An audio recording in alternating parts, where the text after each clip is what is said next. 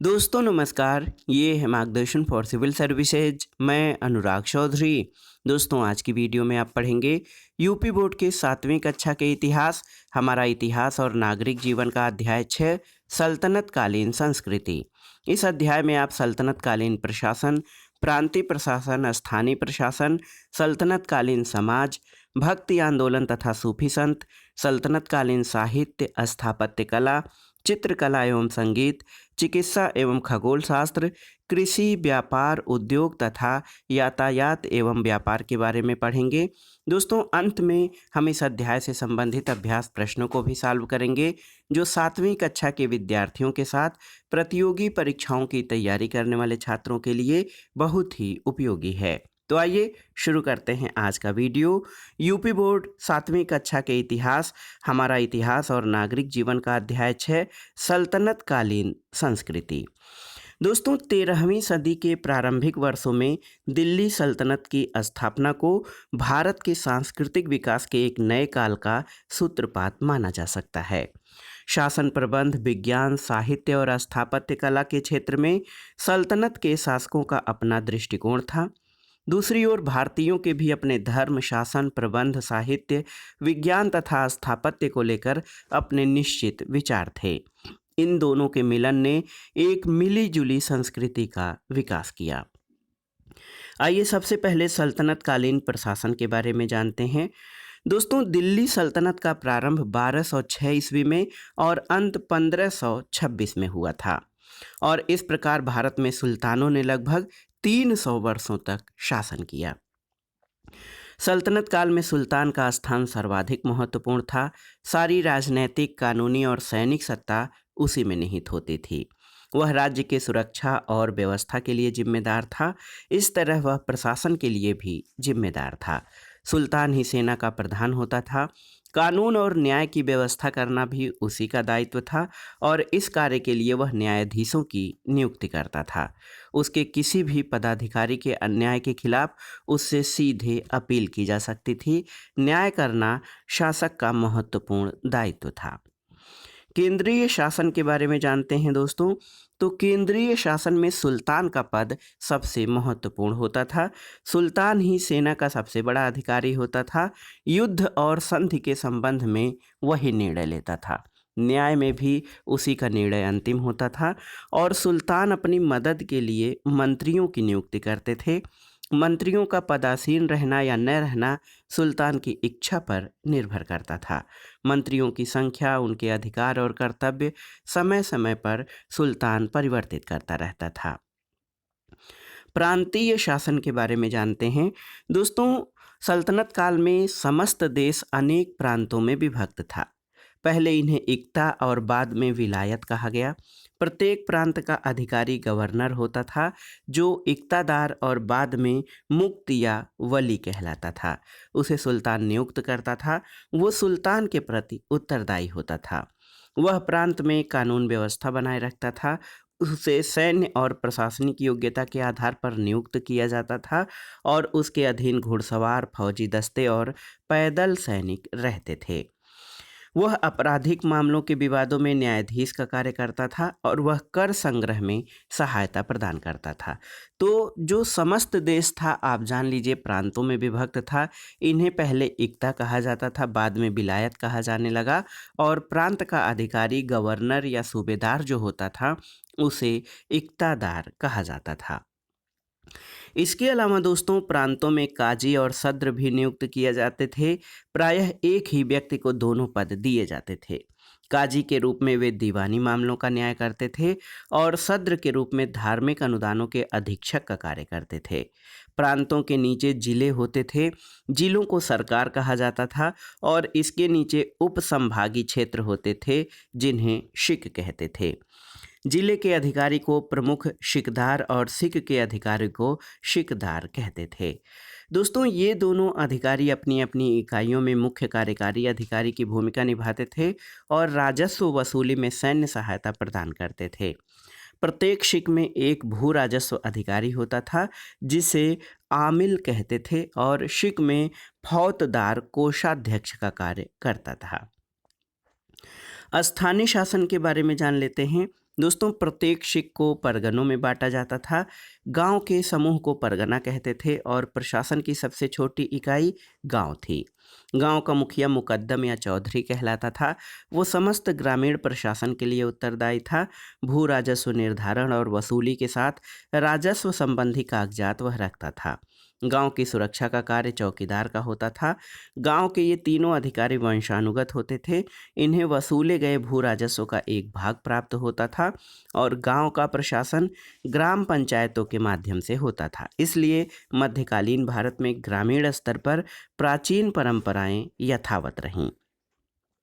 दोस्तों यहाँ पर आप देख लीजिए, दिल्ली सल्तनत में जो साम्राज्य था वो कई प्रांतों या इक्ताओं में बटा था। प्रांतों के शासक को इक्तादार कहा जाता था। इक्ता या प्रांत जो थे उप संभागों में बटा था, जिसको सिख कहा जाता था। सिख के मुखिया को सिकदार कहते थे। सिख जो है परगनाओं में विभक्त था और इसका प्रमुख परगनाधिकारी होता था और परगना ग्रामों को, कई गांवों को मिलकर परगना बनता था। दोस्तों दिल्ली के सुल्तानों ने दिल्ली सल्तनत के निर्माण में महत्वपूर्ण योगदान दिया, लेकिन इनके अधिकतर उत्तराधिकारियों के अयोग्य होने के कारण सल्तनत की शक्ति कम होती गई। सल्तनत के विभिन्न भागों में बहुत से इक़्तादारों ने नए राज्य बना लिए और उत्तर भारत में सल्तनत के कुछ प्रांत थे जो बाद में स्वतंत्र राज्य बन गए, जैसे जौनपुर, बंगाल, मालवा, गुजरात, कश्मीर और मेवाड़ आदि। सल्तनत कालीन प्रशासन के बाद आइए सल्तनत कालीन समाज के बारे में जानते हैं। दोस्तों सल्तनत काल के शुरुआती दौर में सामाजिक और सांस्कृतिक विचारों, रिवाजों और विश्वासों में भिन्नता होने से समाज में संघर्ष और टकराव की स्थिति पैदा होने लगी। तुर्कों के आगमन ने उत्तर भारत में पर्दा प्रथा को मजबूत किया।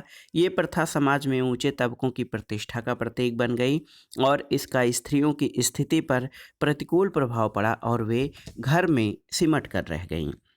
बाह्य आडंबर और धन संपत्ति का प्रदर्शन समाज की विशेषता बन गई और इन सब से समाज में तनाव बढ़ने लगा, जिससे जीवन के नैतिक मूल्यों का ह्रास होने लगा। लोग जीवन के यथार्थ से आंख चुराने लगे, किंतु लोग बनावटी जीवन से थकने लगे।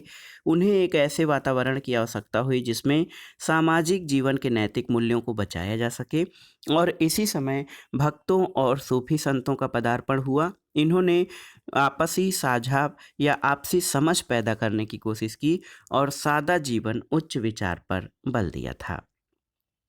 आइए इसमें अब हम भक्ति आंदोलन और सूफी संतों के बारे में जान लेते हैं। दोस्तों तुर्क और अफगान जो अपने साथ धार्मिक विचार और संस्कृति लाए, उसका भारतीय समाज और विचारधारा पर प्रभाव पड़ा। जाति प्रथा की कठोरता, ऊंच नीच का भेदभाव और बाहरी आडंबर के कारण भारतीय समाज में कुछ दोष आ गए। अतः सामाजिक कुरीतियों को दूर करने और समाज को सुसंगठित करने के लिए कुछ समाज सुधारकों ने जनता में परस्पर प्रेम और सद्भाव को बढ़ाने का प्रयास किया। इन्होंने धार्मिक सहिष्णुता या धार्मिक कर्मकांडों की अपेक्षा भक्ति भाव, इससे ईश्वर की उपासना करने को श्रेष्ठ बताया। इस प्रकार धार्मिक सहिष्णुता की भावना को बल मिला। संत और समाज सुधारकों द्वारा चलाया गया इस प्रकार का आंदोलन भक्ति आंदोलन के नाम से प्रसिद्ध हुआ। तो मध्यकालीन समाज या सल्तनत कालीन समाज तरह तरह की बाह्य आडंबर और कुरीतियों में विभक्त था। भक्त संतों ने दोस्तों समाज की इन विषमताओं पर प्रहार किया। उन्होंने धार्मिक सहिष्णुता और धर्मों के बीच मेल जोल बढ़ाने पर बल दिया। एक ईश्वर की सत्ता पर उन्होंने बल दिया और भक्त संतों द्वारा चलाया गया आंदोलन भक्ति आंदोलन के नाम से जाना जाता है। इन भक्त संतों में कबीर, चैतन्य महाप्रभु, गुरु नानक, दादू दयाल, रैदास, तुकाराम, रामानंद, वल्लभाचार्य और मीराबाई आदि प्रमुख हैं। दोस्तों लोगों की साधारण भाषा में लिखे गए और गाए गए इनके गीत और दोहे ईश्वर के प्रति भक्ति भाव से भरे हैं। इनमें बहुत से विचार ऐसे हैं जिनको तब से लेकर अब तक लोग मानते आए हैं। कबीर के बारे में जानते हैं तो कबीर दोस्तों वाराणसी में यानी काशी के एक जुलाहे बुनकर परिवार में कबीर का पालन पोषण हुआ। कबीर निराकार परमेश्वर में विश्वास करते थे और कबीर की प्रमुख रचनाओं में साखी, सबद और रामायणी हैं। मीराबाई तो ये मेड़ता के राठौर राणा रतन सिंह की पुत्री थीं। मीराबाई कृष्ण की उपासना में भजन गाया करती थीं। गुरु नानक देव तो दोस्तों 1469 में पंजाब के तलवंडी नामक स्थान पर गुरु नानक का जन्म हुआ था। इन्होंने सिख धर्म चलाया और एकेश्वरवाद का उपदेश दिया। चैतन्य महाप्रभु आप जान लीजिए कि इन्होंने बाह्य आडंबर और कर्मकांड का विरोध किया और रविदास ने लोगों को शिक्षा दी कि भक्ति से ही मनुष्य मोक्ष पा सकता है। रामानंद ने शुद्ध आचरण और भक्ति पर विशेष बल दिया। दादू दयाल तुकाराम जैसे संतों ने भी अपने विचार द्वारा भक्ति आंदोलन को गति प्रदान की। भक्त संतों ने लोगों के बीच ये भावना फैलाई कि ईश्वर को पाने के लिए सच्चे दिल से प्रेम करना ही एकमात्र तरीका है। उन्होंने आम लोगों की बोली में कई सुंदर गीतों की रचना की जिसे भक्त लोग मगन होकर गाते थे। वे ऊंच नीच जाति पाति के खिलाफ थे। उनका मानना था कि सभी मनुष्य ईश्वर की नज़र में समान हैं। हिंदू मुसलमान दोनों का एक ही ईश्वर है और ईश्वर को पाने का रास्ता भी एक समान है। इन्हीं भक्त संतों की तरह कई मुसलमान संत भी थे जो सूफी संत कहलाए। इन सूफी संतों में अजमेर के ख्वाजा मोइनुद्दीन चिश्ती, दिल्ली के हजरत निजामुद्दीन औलिया, पंजाब के बाबा फरीद बहुत जाने माने सूफी संत थे। यहाँ पर देखिए ख्वाजा मोइनुद्दीन चिश्ती की दरगाह अजमेर में और निजामुद्दीन औलिया की दरगाह दिल्ली में दर्शाई गई है। दोस्तों भक्त संत और सूफी संतों के विचार आपस में बहुत मिलते जुलते थे। सूफियों ने इस बात पर जोर दिया कि सच्चे दिल से अल्लाह को प्रेम करना और अपने बुरे कामों पर पश्चाताप करना अल्लाह को पाने का सही तरीका है। सूफी मत के अनुयायी एक ईश्वर में विश्वास करते थे और शांति, अहिंसा और सहिष्णुता और मानवता के प्रति प्रेम भावना में उनका अटूट विश्वास था। सूफी संतों से हिंदू और मुसलमान दोनों ही अत्यधिक प्रभावित हुए। एक महत्वपूर्ण तथ्य देखिए, शैव महिला योगी लल्ला यानी लल्ल योगेश्वरी ये कश्मीर की विधवा ब्राह्मण औरत थीं।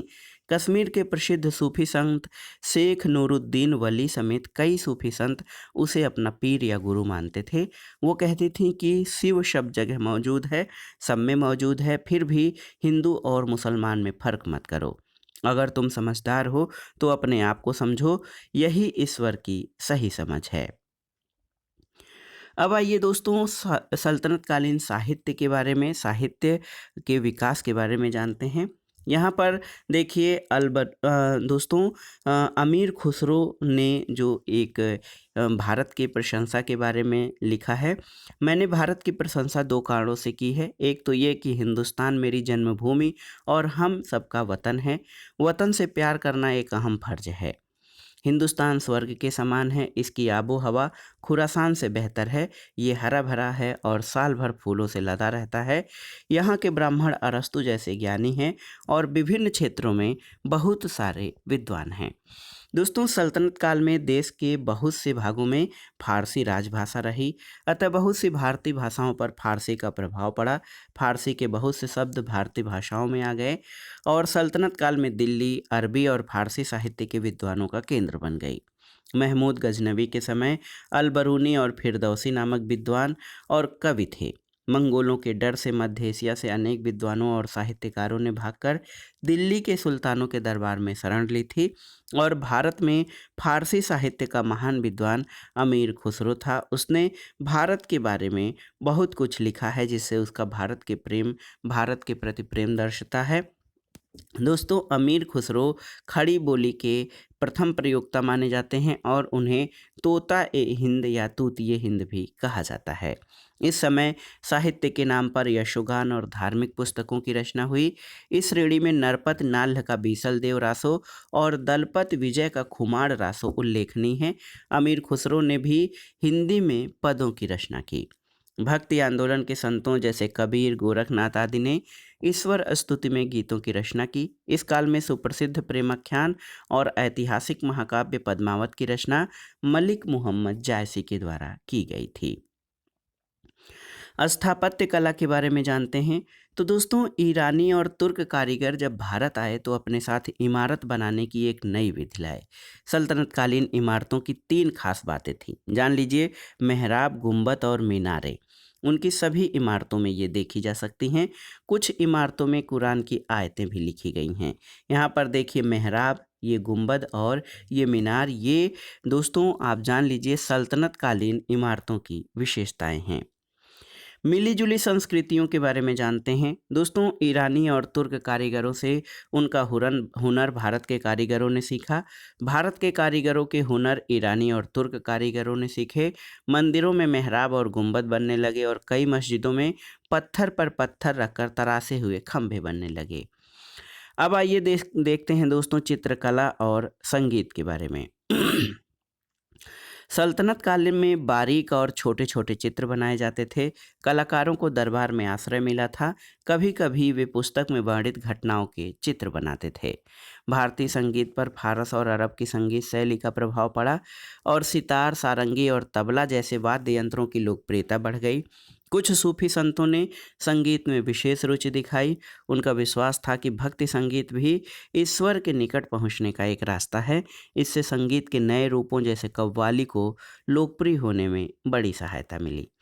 इसके अलावा दोस्तों अस्त्र शस्त्रों का भी विकास हुआ। यहाँ पर छुरा और देखिए तलवार और ढाल को चित्र में दर्शाया गया है और ये कवच है जो शरीर पर पहना जाता था सामने वाले के आक्रमण से बचने के लिए। दोस्तों, मध्यकालीन समय में सर्वोत्तम तलवारें कहाँ पर? वाराणसी यानी बनारस और सौराष्ट्र में बनती थीं। उसके बाद लाहौर, सियालकोट, मुल्तान, गुजरात और गोलकुंडा के प्रांत भी इसके लिए मशहूर हुए।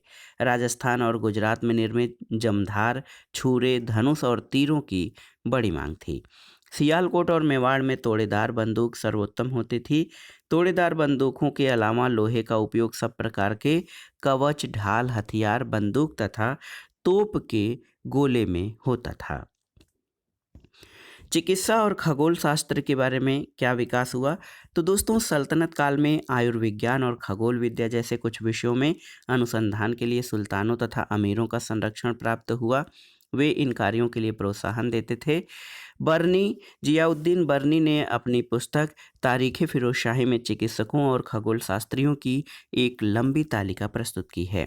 मौलाना बदरुद्दीन, मौलाना सदरुद्दीन तथा अजीमुद्दीन मध्यकालीन युग के प्रसिद्ध चिकित्सक थे।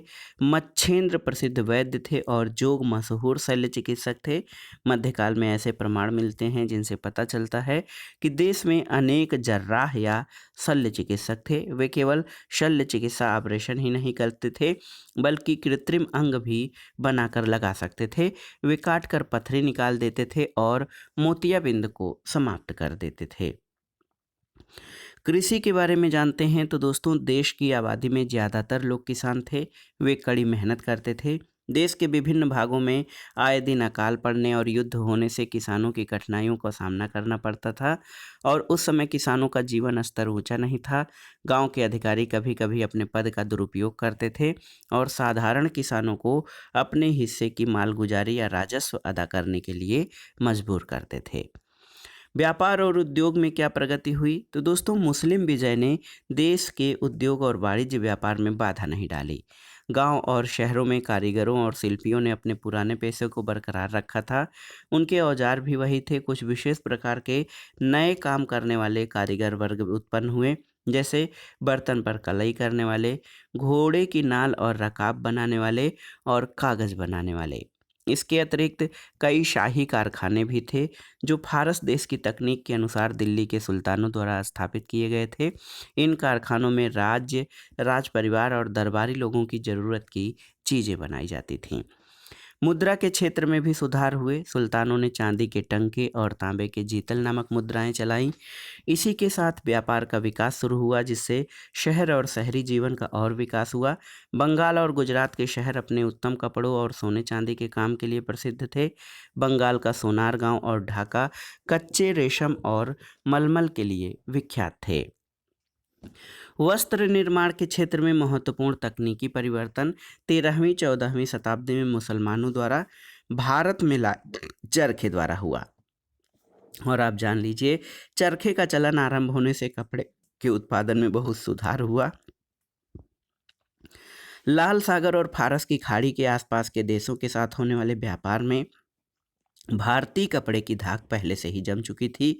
पेड़ पौधों और खनिज स्रोतों से प्राप्त विभिन्न रंगों से रंगाई का कार्य किया जाता था और उस काल में भारतीय कपड़े चीन को निर्यात किए जाते थे। इस काल में अंतर्राष्ट्रीय व्यापार और दोस्तों जल और थल दोनों मार्गों से किया जाता था। भारत कुछ वस्तुओं का निर्यात करता था। इनमें चमड़े और धातु से बनी वस्तुएं और फारसी डिजाइन आधारित गलीचे प्रमुख थे।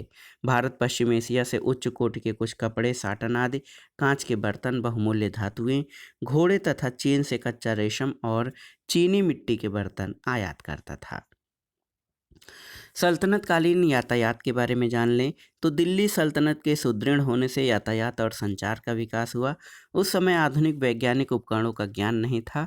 लोग परिवहन के साधनों के रूप में कुलियों, जानवरें और चक्के वाली गाड़ियों का प्रयोग करते थे। परंपरागत बैलगाड़ी का इस्तेमाल उन दिनों खूब होता था। बैलों पर काठी के स्थान पर गद्दे रखकर माल ढोया जाता था।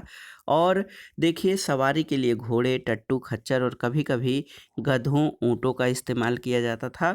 और नदियों में नावों तथा सागर में पाल वाले जलयानों का उपयोग किया जाता था।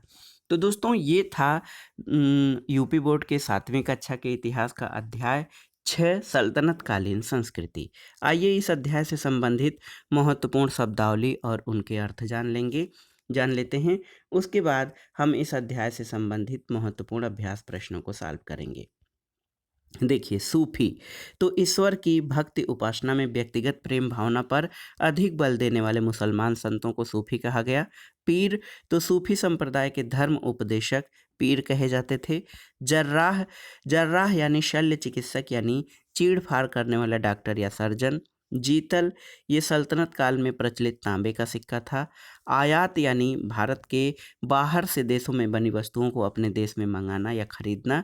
और निर्यात यानी अपने देश में बनी वस्तुओं को दूसरी देश में भेजना, ये निर्यात कहा जाता है। अब आइए अभ्यास प्रश्नों को सॉल्व करते हैं। पहला प्रश्न है, सल्तनत काल के फारसी और हिंदी के कवियों के नाम लिखिए। तो आप जान लीजिए, फारसी के कवियों में अलबरूनी, फिरदौसी, अमीर खुसरो और इसके अलावा नरपतनाल, गोरखनाथ, कबीर और मलिक मोहम्मद जैसी हिंदी के लेखक थे। अमीर खुसरो फारसी और हिंदी दोनों के विद्वान थे। अगला प्रश्न है, सल्तनत काल में बनी प्रमुख इमारतों के विशेषताएं लिखिए।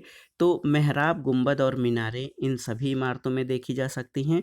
कुछ इमारतों में कुरान की आयतें भी लिखी जाती थीं। सूफी मत की शिक्षाओं का वर्णन कीजिए। तो सूफी एक ईश्वरवादी थे। वे संगीत को पूजा पद्धति के रूप में प्रमुख स्थान देते थे। उन्होंने सामाजिक सौहार्द और हिंदू मुस्लिम एकता पर बल दिया। भक्ति काल के प्रमुख संतों के नाम बताइए। तो कबीर, चैतन्य महाप्रभु, गुरु नानक, दादू दयाल, रैदास, तुकाराम, रामानंद, वल्लभाचार्य, मीराबाई, तुलसीदास, ये सभी भक्ति काल के प्रमुख संत रहे। सल्तनत काल में उद्योग और व्यापार पर संक्षिप्त टिप्पणी लिखिए। तो सल्तनत काल में व्यापार का विकास प्रारंभ हुआ, जिससे शहर और शहरी जीवन का विकास हुआ। बंगाल और गुजरात के शहर कपड़े उद्योग और सोने चांदी के काम के लिए प्रसिद्ध थे। इसके अलावा दोस्तों, 13वीं-14वीं शताब्दी में वस्त्रों के निर्माण की तकनीकी में मुसलमानों द्वारा भारत में लाए गए चरखे का प्रारंभ हुआ। इसका चलन होने से वस्त्रों के उत्पादन में सुधार हुआ। और उस समय दोस्तों, भारतीय वस्त्र चीन तक भी निर्यात किए जाते थे और अंतर्राष्ट्रीय व्यापार जल और थल दोनों माध्यम से किया जाता था। अगला प्रश्न है, सल्तनत काल में कहाँ की तलवारें प्रसिद्ध थीं। तो बनारस और सौराष्ट्र में उत्तम कोट की तलवारें बनती थीं। अगला प्रश्न है, सल्तनत कालीन प्रशासन का वर्णन कीजिए। तो आप जान लीजिए, सल्तनत काल में सुल्तान का स्थान सबसे अधिक महत्वपूर्ण था।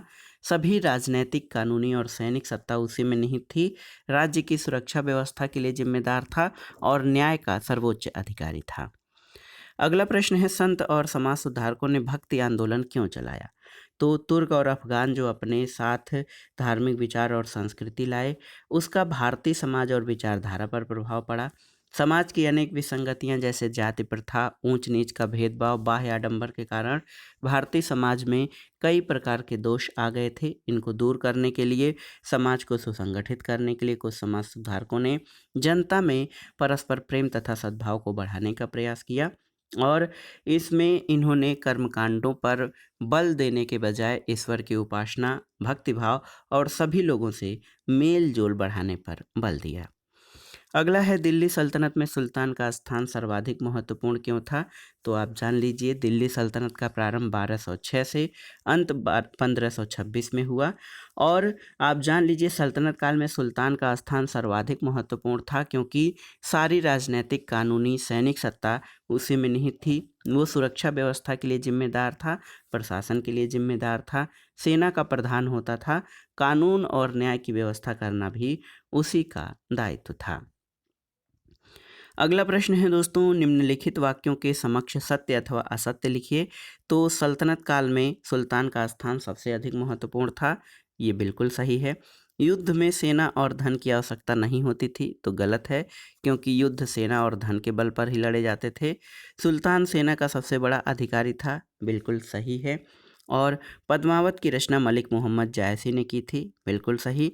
सल्तनत काल में किसानों का जीवन स्तर बहुत ऊंचा था, तो ये सही नहीं है। अब आइए टिप्पणी लिखना है, यहाँ पर देख सकते हैं आप, टंका और जीतल में। तो टंका जो है सल्तनत काल में दोस्तों, टंका जो था वो टंका और जीतल ये मुद्राएं थीं और सल्तनत काल में व्यापार के प्रमुख साधन थे। इक्तादार क्या होता था? तो सल्तनत काल में समस्त जो राज्य होता था इसको छोटे छोटे इक्ताओं में बांटा गया था, इसका प्रधान ही इक्तादार होता था। मुकद्दम या चौधरी, तो सल्तनत काल में जो शिक होते थे उनको परगनों में बांटा जाता था। गांव के समूह को परगना कहते थे और प्रशासन की सबसे छोटी इकाई गांव थी। गांव का मुखिया मुकद्दम या चौधरी कहलाता था। अब आइए सही जोड़े बनाना है आपको। मच्छेंद्र कौन थे? तो ये सल्तनत काल के प्रमुख चिकित्सक थे। जोग, तो जोग दोस्तों ये शल्य चिकित्सक थे। बरनी ये प्रसिद्ध विद्वान थे और ख्वाजा मोइनुद्दीन चिश्ती सूफी संत थे। तो ये था आज का वीडियो, यूपी बोर्ड 7वीं कक्षा के इतिहास, हमारा इतिहास और नागरिक जीवन का अध्याय 6 सल्तनत कालीन संस्कृति। इसमें आपने बहुत ही आसानी से और सरल भाषा में सल्तनत काल की प्रमुख सांस्कृतिक विशेषताओं, राजनीतिक विशेषताओं, प्रशासनिक विशेषताओं के साथ भक्ति आंदोलन और सूफी संतों से संबंधित महत्वपूर्ण तथ्यों को जाना। ये वीडियो आपके लिए बहुत ही उपयोगी है, न केवल 7वीं कक्षा के विद्यार्थियों के लिए बल्कि प्रतियोगी परीक्षाओं की तैयारी करने वाले छात्रों के लिए, मध्यकालीन इतिहास को आसानी से समझने के लिए भी ये वीडियो बहुत ही महत्वपूर्ण है। आप इसको तैयार कर लीजिएगा। दोस्तों वीडियो आपको कैसा लगा हमें कमेंट बॉक्स में ज़रूर बताइएगा। वीडियो को लाइक करें, शेयर करें और इस चैनल मार्गदर्शन फॉर सिविल सर्विसेज को सब्सक्राइब करें। वीडियो देखने के लिए धन्यवाद दोस्तों, नमस्कार।